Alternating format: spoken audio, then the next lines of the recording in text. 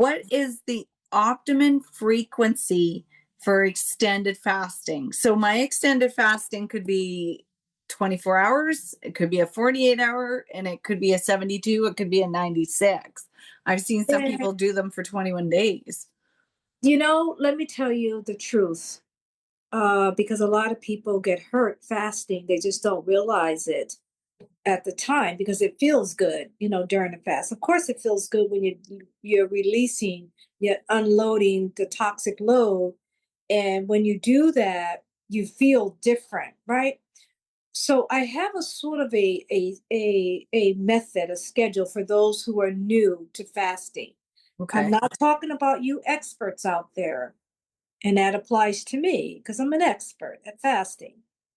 But experts who fast all the time know what they're doing. They know that they have low blood sugar. They know that they have low sodium. They know that they have, a chronic kidney problem. They may even know that they have lipodemia or lymphedema. They may know that they have high blood pressure. This is not applying to those people.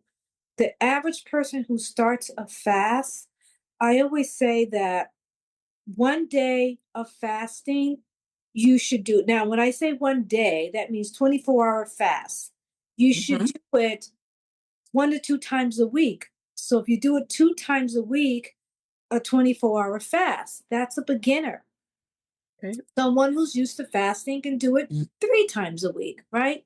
But I'd always tend to do it on the safer side because a lot of people who start that fast, you have to remember, these are people who are not used to drinking a lot of fluids.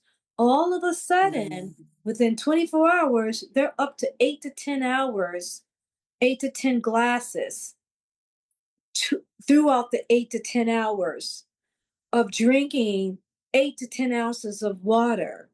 What do you think's happening during that time? They're flushing out not only bad stuff, they're also Mhm. flushing out the good stuff. And that's the part that I always have to remind people. You're flushing out the sodium, you're flushing out the magnesium, you're flushing out the potassium. These are called major minerals that we need. So beginners have to be careful only because I don't know where their beginning of their nutritional load starts. If you're at the lower end of your nutritional load, you can go to what's called hyponatremia very quickly. And that's not a good thing because somebody with hyponatremia can have a really low blood pressure. Now, if here's another phase, it's called the 2 day fast. Those are intermediate people like me, Mhm. like to do the 2 day fast. So it's usually 2 times per month. You could do the 2 day fast, which means for 2 days, when I say 2 days, 48 hours of nothing but water twice a month. Again, these are people who are beginners. If you're intermediate or people who are always used to fasting, you could go up to once a week, right?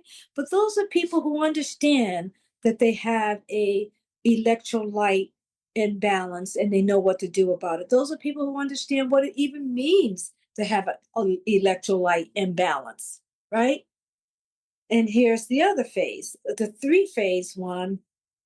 That one I always worry about people, and that is a 3 day fast.